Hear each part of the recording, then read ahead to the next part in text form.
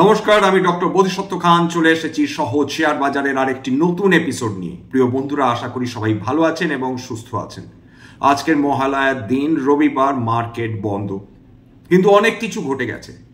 Jio politics শিখতে চান, বিশ্বের সেরা পলিটিশিয়ানের কাছে পলিটিক্স শিখতে চান, ডানকে কিভাবে বাঁ করে দিতে হয়, রাতকে কিভাবে দিন করে দিতে হয়, সত্যকে কিভাবে মিথ্যা করে দিতে হয়, সেটা আমাদের শ্রী ডোনাল্ড ট্রাম্পের কাছ থেকে শিখতে হবে এবং তার সাগরিদদের কাছ থেকেই শেখা উচিত। তা হাওয়ার্ড লুটনেক বলুন বা স্কট বেসেন্ট বলুন, মার্কো রুবিও বলুন, যাদেরই বলুন না কেন, তারা একেবারে উঠে পড়ে লেগেছেন যা ইচ্ছে তাই করার। মনে হচ্ছে আমেরিকাতে সুপ্রিম কোর্ট নেই, মনে হচ্ছে সেখানে কোনো আইন নেই, সেখানে কোনো কংগ্রেস নেই, কিচ্ছু নেই। প্রেসিডেন্ট নিজের কলমের খোঁচায় নিজের ইচ্ছে মতন দেশ চালাচ্ছেন, ইচ্ছে মতন সংবাদপত্র বা কোনো ব্যক্তি বিশেষের বিরুদ্ধে নিষেধাজ্ঞা জারি করছেন। অতুলনীয় কাণ্ড কারখানা ঘটছে আমেরিকাতে। বিগতকাল রাতে আমেরিকাতে প্রেসিডেন্ট সই করছেন, তার পাশে তার সাগরেদ হাওয়ার্ড লুটনেক, তিনি বলছেন প্রত্যেক বছর পার পার্সন যারা H-1B ভিসার মাধ্যমে আমেরিকাতে এসে বিভিন্ন কোম্পানিগুলোর জন্য কাজ করবে তাদের $1 লক্ষ করে দিতে হবে। সেটা কোম্পানি দিতে পারে, সেটা ইন্ডিভিজুয়াল দিতে পারে এবং প্রত্যেক বছর সেটা রিনিউ হবে। গোটা বিশ্ব সেটা জেনে গিয়েছিলেন। আজকের হোয়াইট হাউসে যিনি স্পোকস পার্সন ক্যারোলিন লেভিট, তিনি 360 ডিগ্রি ঘুরে গেলেন। কেন ঘুরে গেলেন সেটা তো পরে আসছি। তিনি বললেন না, প্রত্যেক বছর এই $1 লক্ষ দেওয়ার কোনো প্রশ্নই ওঠে না, পরপর বছরের পর বছর এটা দেওয়ার কোনো প্রশ্নই ওঠে না, একবার মাত্র দিতে হবে H-1B ভিসা জারি করার জন্য। এই প্রসঙ্গে বলে রাখা দরকার যে মুহূর্তে ট্রাম্প এই যে বিলটা সাইন করেছিলেন, তারপর মাইক্রোসফট, মেটা, গুগল যারা H-1B ভিসাধারী ছিলেন তাদের সবাইকে র্যাপিডলি আমেরিকাতে ফিরে আসার জন্য তারা বললেন যে যদি সময়কাল পেরিয়ে যায়, মাত্র কয়েক ঘন্টা পরে এই বিল ইমপ্লিমেন্টেড হবে, তারা যদি ফিরে আসতে না পারেন তাহলে কিন্তু তাদের অতিরিক্ত $1 লক্ষ দিতে হবে, নতুবা তাদের চাকরি চলে যাবে, সেক্ষেত্রে তারা কিছু করতে পারবেন না। বিশ্ব জুড়ে হইচই পড়ে গেল। বিশেষত ভারতবর্ষের সবচেয়ে বেশি মানুষজন কষ্ট পেলেন। যারা দুর্গা পুজোর জন্য এসেছেন বা কালী পুজোর জন্য আসবার কথা ভাবছিলেন, তারা তাদের হয় এই যে যাত্রা স্থগিত করলেন বা ক্যান্সেল করলেন, কেউ কেউ ফিরে গেলেন। কি ঘটনা ঘটলো 24 ঘন্টার মধ্যে? বললেন যে যারা এক্সিস্টিং H-1B ভিসাধারী তাদের পক্ষে কোনো চাপ নেই, তারা নিজেদের কাজ চালিয়ে যেতে পারেন, তাদের উপর কোনো অতিরিক্ত $1 লক্ষ বসানো হবে না, জরিমানা বসানো হবে না। তার ফলে যেটা ব্যাপারটা দাঁড়ালো, মাঝখান থেকে পুজোর যে আমেজ তৈরি করে ফিরছিলেন মানুষজন, তারা কিন্তু তাদের স্বপ্ন, তাদের আশা, তাদের যে পরিবার, সবকিছু লিটারালি নষ্ট করে দিলেন, একেবারে নষ্ট করে দিলেন আমেরিকার এই প্রশাসন। বড় দুর্ভাগ্যজনক, কিন্তু এটাই বাস্তব যে এই পাল্টিটা খেলেন সেটা প্রেসিডেন্ট ট্রাম্প ডেফিনেটলি খেলেন, কারণ তিনি বিলক্ষণ বুঝতে পেরেছিলেন যে এটা সুপ্রিম কোর্টে এটা ধোপে টিকবে না। যারা ইমিগ্রেন্ট লয়ার্স তারা কিছুতেই এই বিলটাকে ডোনাল্ড ট্রাম্পের সপক্ষে কাজ করাতে দেবেন না। এবং বড় বড় মাল্টিন্যাশনাল কোম্পানি, বড় বড় আমেরিকার নিজস্ব কোম্পানি কি মনে করেছেন তারা চুপচাপ বসে থাকবেন?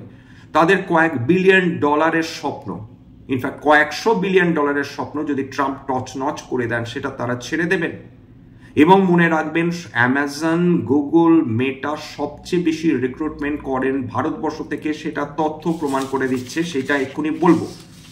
এইটা আমাদের ডেটা নয়, এই ডেটা কিন্তু আমি নিয়েছি একটা বিদেশি ওয়েবসাইট থেকে, এবং সেখানে বলা হচ্ছে যে ভারতবর্ষ সবচেয়ে বেশি ইউনাইটেড স্টেটসের H-1B ভিসা অ্যাপ্রুভাল পেয়েছে এবং 70% মোট বার্ষিক প্রায় 60,000 থেকে 65,000 H-1B ভিসা জারি করা হয়, তার মধ্যে 40,000-এর বেশি সেই ভিসা পান কিন্তু ভারতীয়রা।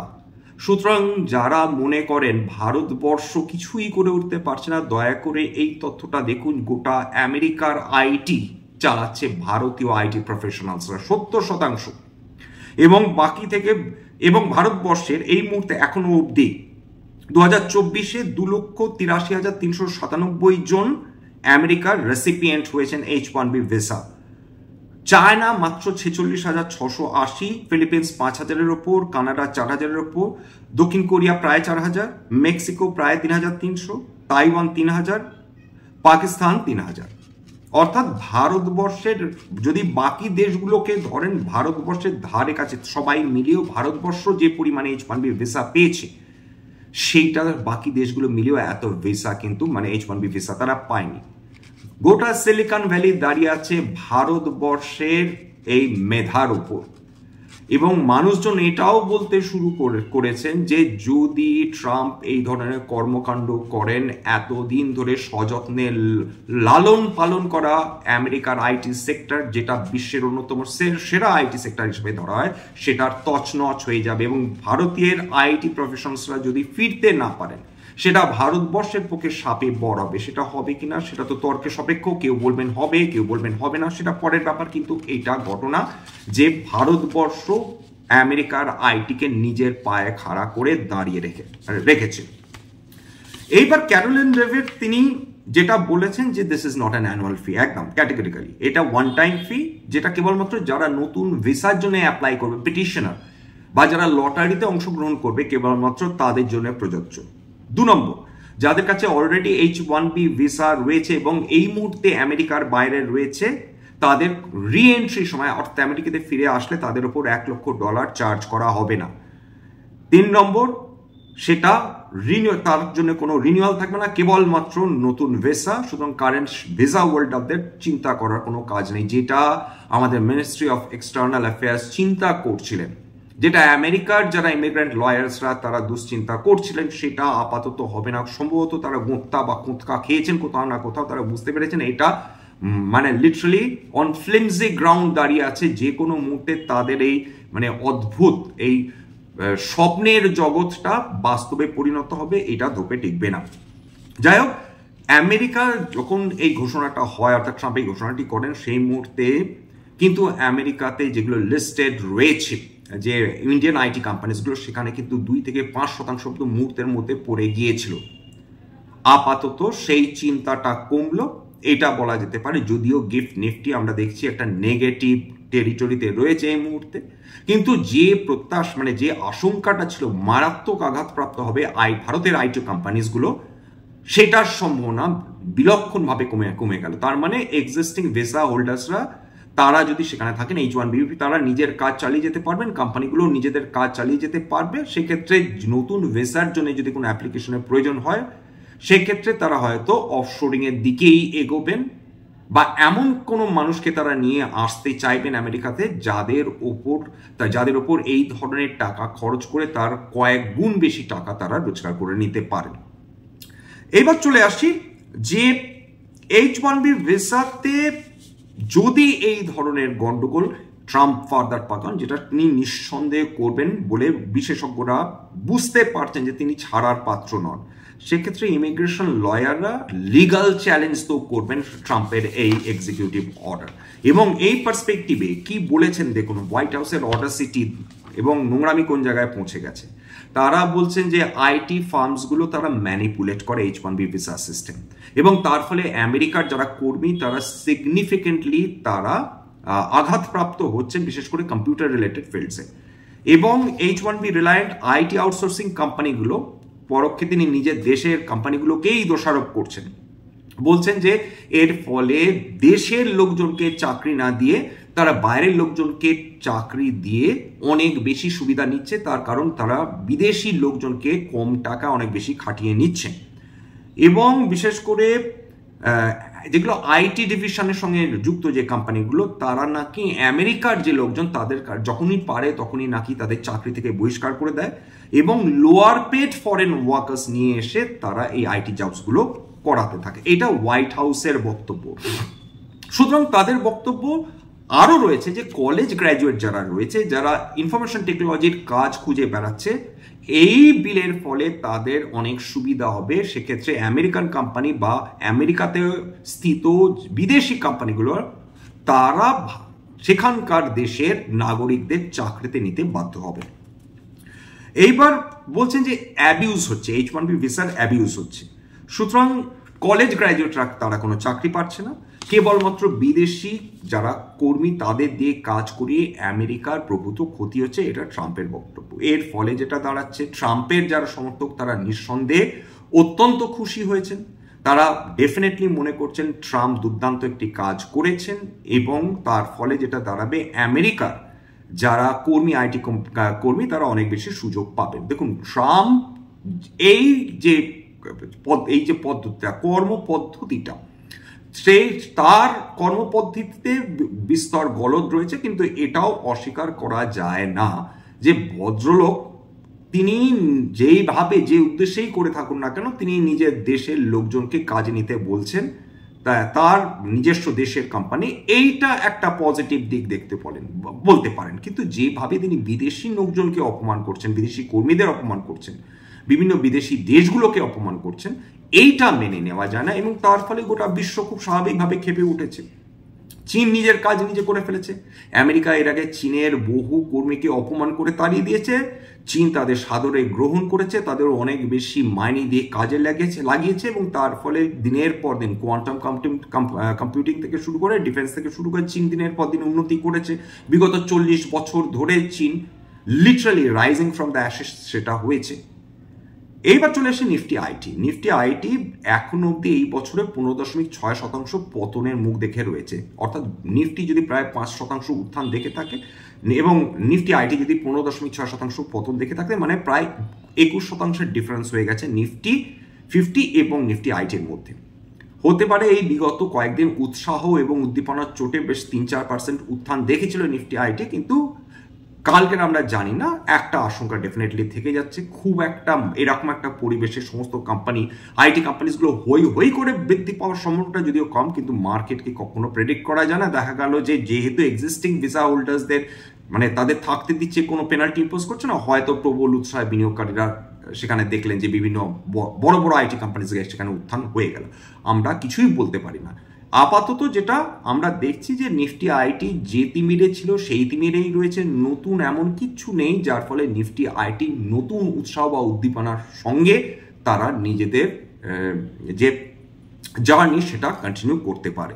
এখান থেকে একমাত্র উপায় রয়েছে যদি তারা নিজেদের আবার রিঅর্গানাইজ, রিস্ট্রাকচার করতে পারে, বিশেষ করে সব কিছু কর্মীর দিক থেকে বলুন, অনশোরিং বলুন, অফশোরিং বলুন, তাদের উদ্দেশ্যর কথা বলুন, তাদের যে আমেরিকাতে বসে যে কাজটা সেটা বিদেশে সম্ভবপর কিনা, ডেফিনেটলি যে এটা বিদেশেই সম্ভব, কারণ এইটা সেক্টরটির নাম ইনফরমেশন টেকনোলজি। যাই হোক, এখানে শেষ করব।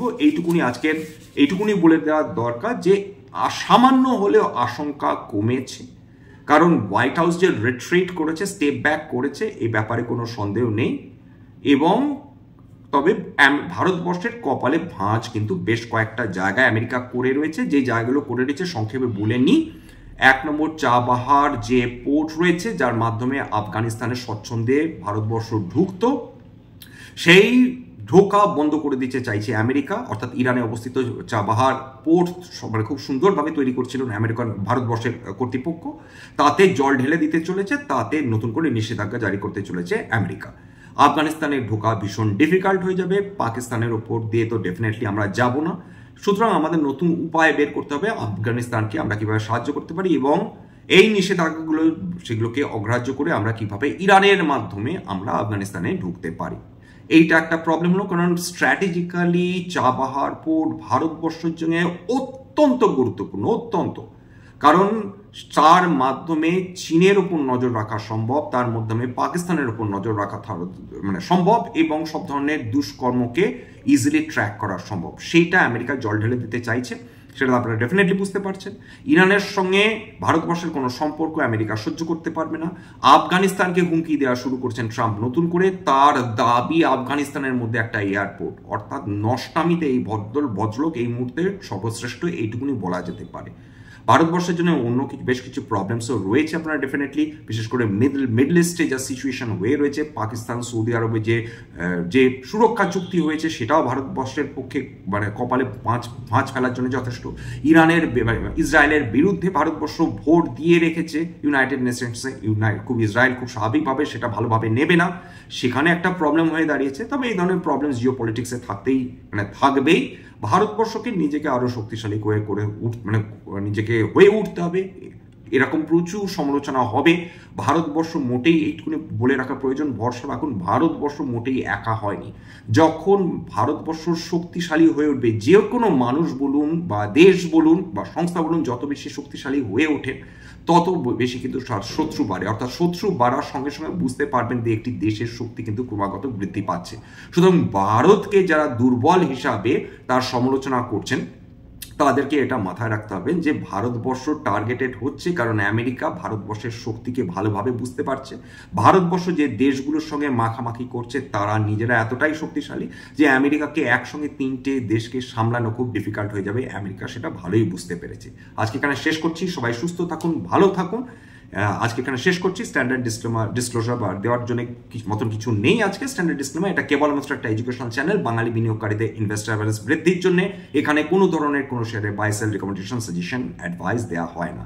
সবার শেষে বলি, যদি এই ধরনের এপিসোড সত্যি মনে হয় আমাদের বাঙালি ভাই বোনদের কাজে লাগবে, প্লিজ একটা লাইক দেবেন, প্লিজ সাবস্ক্রাইব করবেন, এবং যদি সত্যি মনে হয় তাদের জীবনে কিছুমাত্র ভ্যালু অ্যাড করতে পেরেছি, একান্তভাবে অনুরোধ করবো প্লিজ নিজের গ্রুপে শেয়ার করে দেবেন, যাতে এটা বহু বাঙালি বিনিয়োগকারীদের কাছে পৌঁছে যায় এবং এর ফলে তারা উপকৃত হন। নমস্কার।